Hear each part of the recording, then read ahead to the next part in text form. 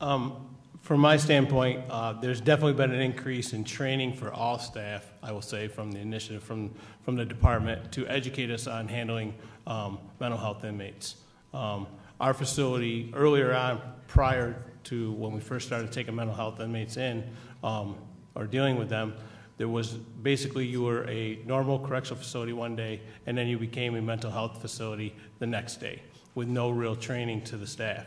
Over the last 3 years, there's been an initiative with the department and ourselves from the union standpoint to train staff in informing them how to deal with that.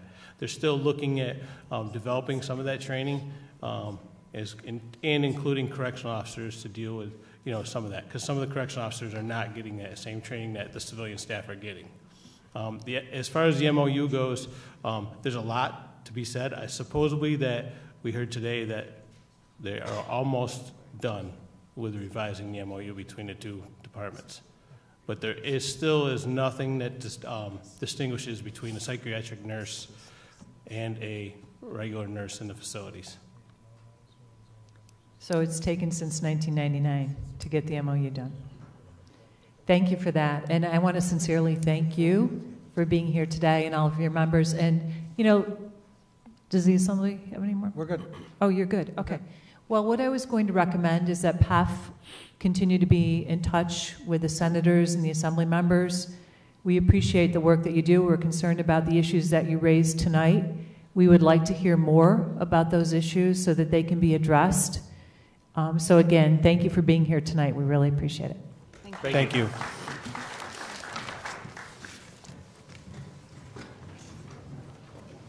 Our next group is from the New York State Defenders Association. We have Executive Director Jonathan Gradis and Legal Director Veterans Defense Programs Art Cody. Glad to have you here. Thank you. And thank you for your patience. Thank you for your patience. Well, mutual admiration. As you noted, I am joined by Captain Art Cody, U.S. Navy retired. I want to apologize for Gary Horton, the director of the Veterans Defense Program. He had to be back in Batavia in about 10 minutes, so he left here a bit ago. Disappointed. I want to talk about 4 things. Art will help me with VDP, but I want to talk to you about the Backup Center, a part of which is the Veterans Defense Program. I want to talk about the IPP program, the Indigent Legal Services budget, and the Fahey bill, Fahey DeFrancisco bill, forgive me.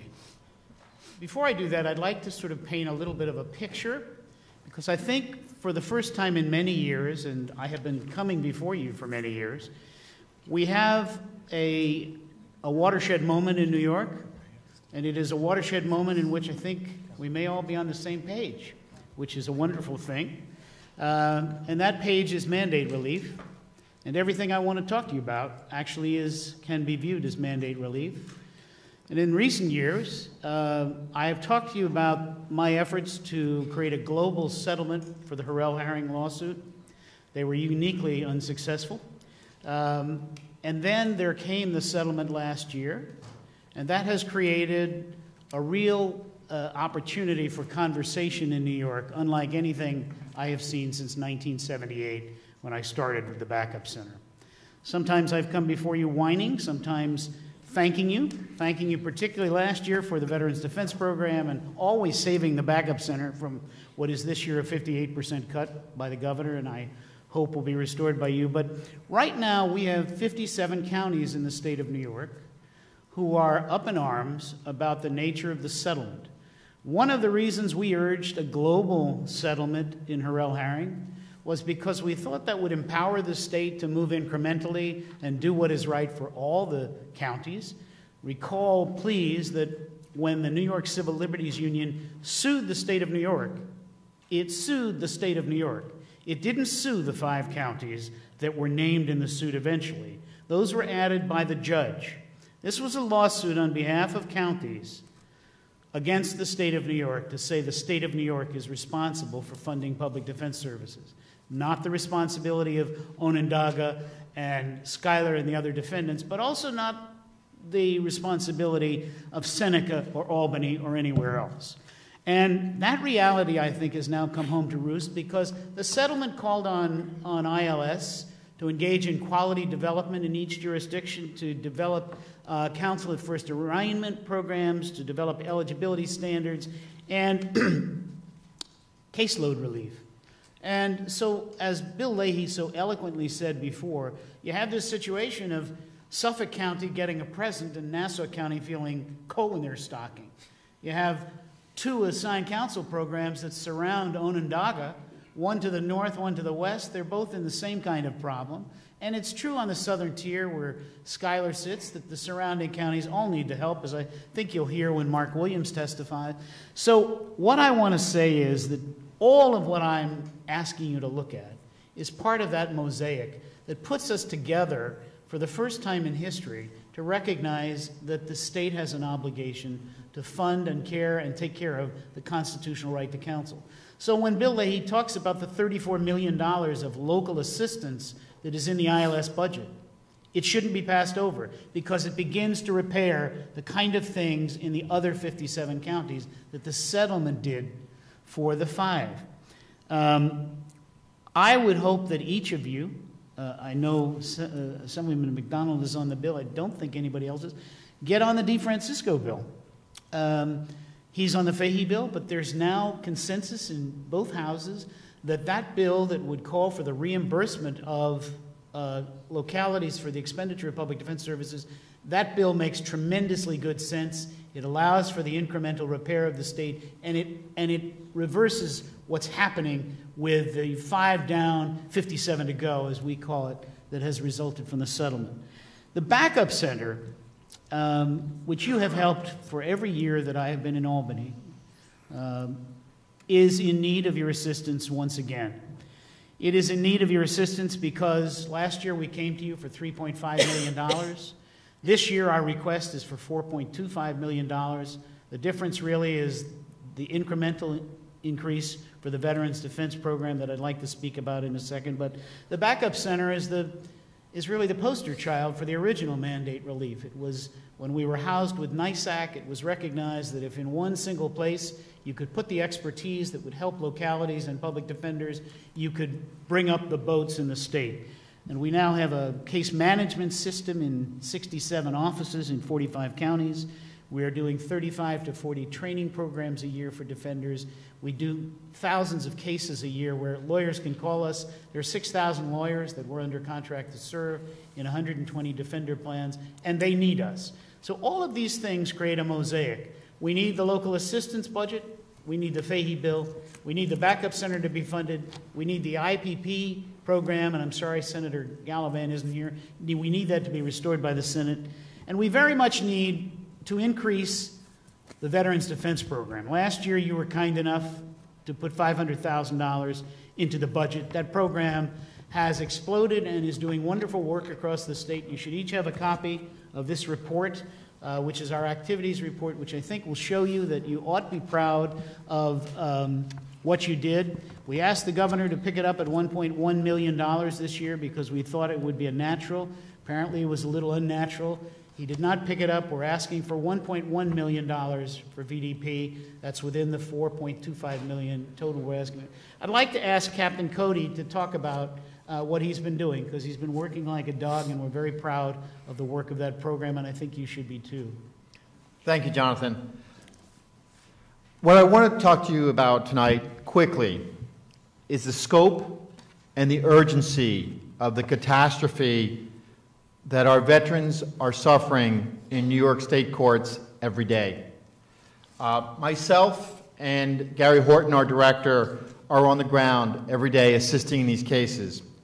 We hear the horrific stories of what our veterans have been through. We see the resulting post-traumatic stress disorder and traumatic brain injury. We see the military combat trauma. Without our help, their stories are often never told to the judges, the prosecutors, and the juries that will pass judgment on them. We have assisted in the past year over 1,000 veterans and defense attorneys. Our requests, however, have grown exponentially. We've assisted veterans literally from Montauk to Niagara, from Canton to New York City. Each attorney we train, each veteran we help, generates new referrals with the successes that we've had that are discussed in the booklets, the report that you have. The VDP has a staff of 3, only 2 of which are attorneys.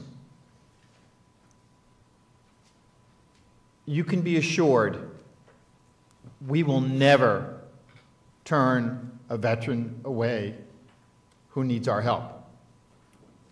But we desperately need help. We cannot cover as much as is the need. The requested increase in our appropriation will make possible additional staff members and permit us to carry on this much-needed work that our veterans need and deserve. Thank you.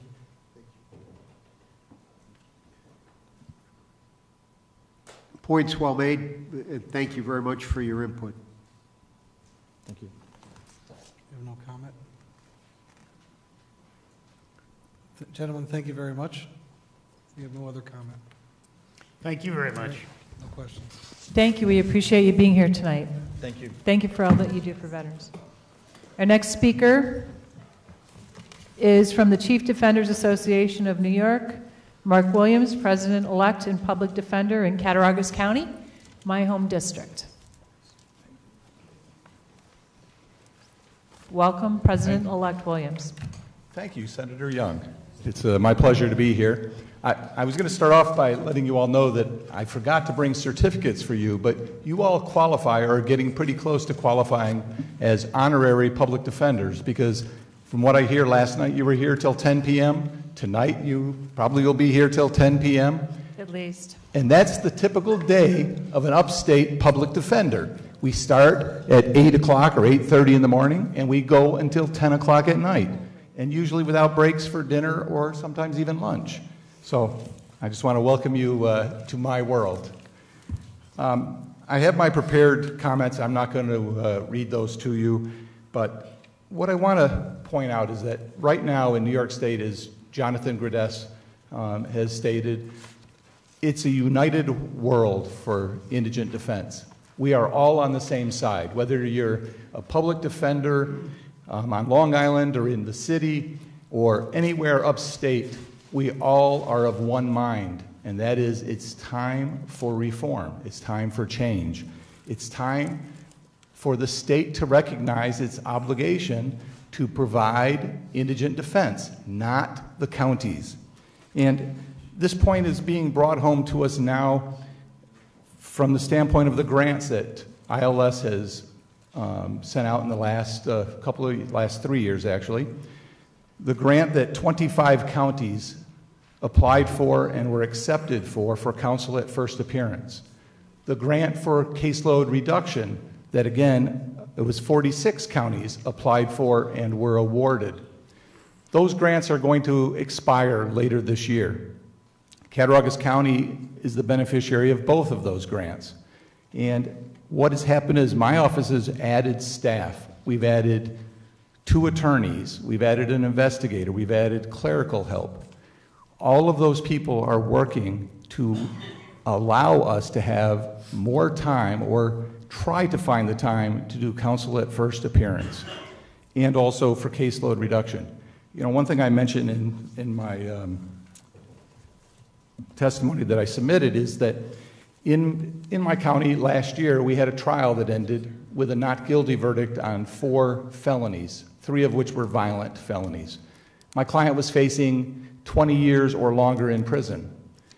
She was found not guilty of those felonies, and it's directly attributable to the fact that we had the money from ILS to start on that case from the moment she was first arraigned in the local court. Now, we weren't successful in keeping her from going to jail on bail that she could not afford. It was in the amount of about, I think it was $25,000 cash, $50,000 bond. She was a single mother, 23 years old. She had no job. She was taking care of her child and another child. She had never been arrested for anything, not even a parking ticket, nothing. She went to jail for a year for this case to work its way through the court system and have the trial, when she was acquitted and she was released. Now, the reason why I bring that up is that the counsel at first appearance money, if that ends, Cattaraugus County will get rid of that attorney and that investigator that were so critical in helping us defend this young woman.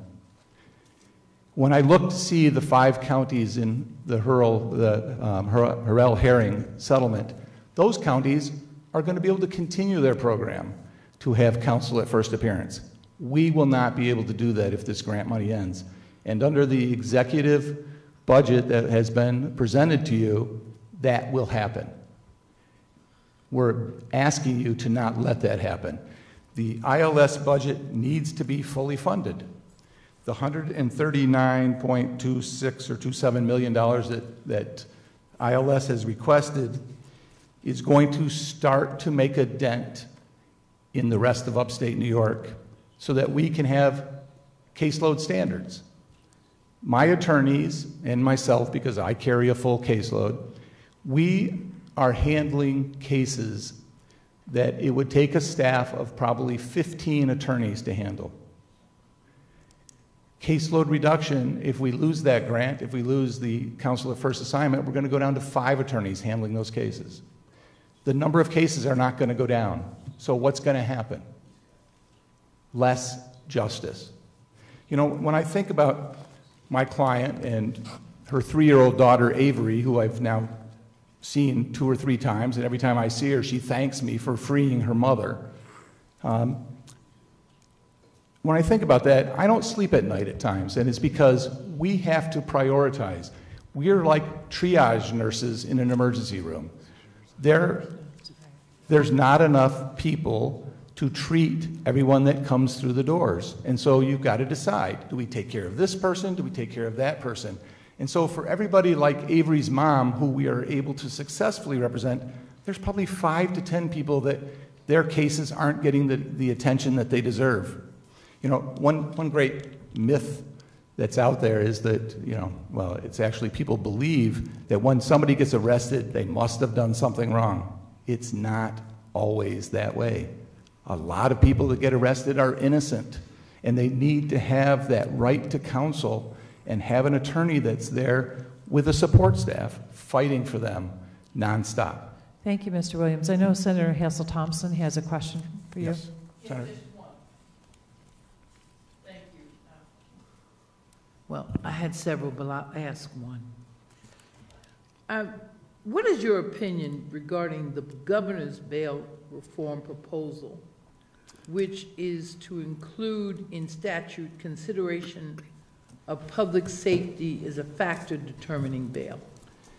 As a public defender representing indigent folks, it scares me. And it scares me because so far New York State hasn't lived up to what they should be doing when the determination of bail is set.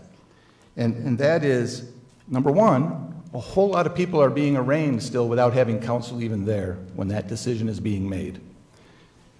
So if we're going to do that, if you're going to have any kind of reform, let's have counsel at every arraignment.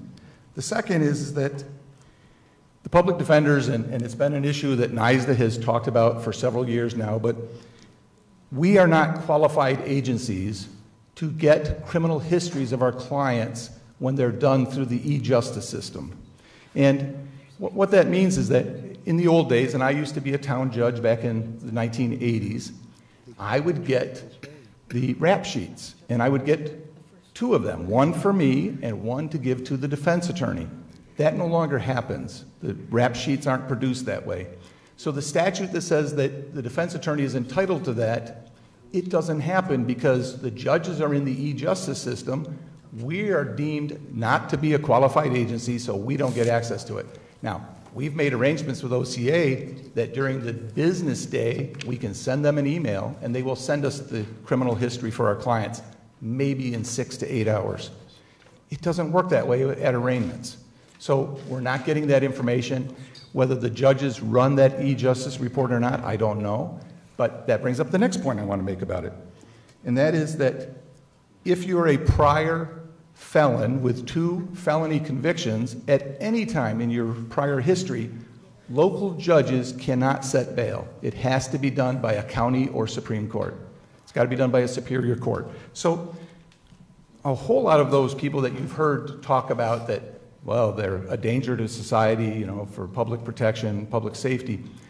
Well, if those people have 2 prior felony convictions, bail isn't being set when they're arraigned in the local court anyways. And in upstate New York, 85 to 90% of the arraignments are done by local judges who are, most of the time, not lawyers. It scares me to think that we're going to say to those folks, well, you've got to take into a public safety consideration, a concern whether this person is going to go out and commit more crimes. They're going to lock up everybody. They're already trying to lock up a whole lot of people. They will change that, and they will start locking up everybody if that reform is done without taking into consideration these other factors. So with that, I also want to add that how are they going to make that determination? They're going to use a compass-based, computer-based assessment, right? I've sat through and watched as probation officers ask my clients those questions when it's somebody that might be released under supervision. A computer is making the ultimate decision. Is that what we've come to? Are we going to turn over these important issues to a computer program that's going to say, yes, this person has got a propensity for violence? I sit at times and read to the court those compass assessments because they make no sense. And the judge sits and looks at me and is like, that says that? Where did you get that term from? Where did you get that information from? It's scary to me to do that. If we start working the system the way that it should be, by having counsel at every arraignment, by having criminal histories given to the attorneys or letting us have access to it through e-justice at that time, and maybe not having local judges who aren't attorneys making that decision, then after we do that, then let's talk about the rest of that reform. Thank you very much. Thank you. Assemblyman McDonald. We will hear from Assemblymember O'Donnell. I walked in the middle, but I have a solution to one of your problems. I have a bill currently in bill drafting that would allow non-lawyer judges to arraign someone, but deprive them of the ability to put them in. The ability to put them in jail? That's correct. Yes. So you can apprise them of what they've been accused of. You can do all those other things, serve the notices if that's what you want to do. But if you're not a lawyer and you're the judge who's sitting in that town justice part, you don't have the authority to put them in jail. Maybe that'll change the way the town justice system works. I originally had a bill that I thought was going to just sail through here because it came from Judge Kaye's report that would have simply said that if a defendant in a town and village justice court system wanted to, they could request or require that they be only heard by a lawyer who's a judge. But the Magistrates Association, which apparently has immense amount of power in this building, said, no, we're not going to have any of that. But that's a solution I've come up with to try to address some of what you're talking about here, and thank you. As a member of the State Magistrates Association, they should be supporting that bill. Yeah, well, they should be letting them, allowing that decision to be made because it's too critical of a decision that's happening. Last things I wanted to just add, if I can quickly. The backup center, NYSDA, we need to have them fully funded. An office like mine with 7 attorneys and 2 investigators, 2 legal secretaries, and 3 clerical positions, we don't have the time to do what we need to do without the backup center. I refer to them as my back office. They're so critical, again, to the upstate offices where we don't have the resources available to us to present and to get the information that we need at times to defend our clients, whether it's finding experts for us, whether it's coming up with an argument. I call them during trials. They know I'm on trial. 2 minutes later, I have an answer texted to me in court that may save the day for a client. So we need them fully funded. And the very last thing is the Veterans Defense Program. As a retired Navy commander, as a 2-time county commander of the American Legion in Cattaraugus County, and and commander of my post.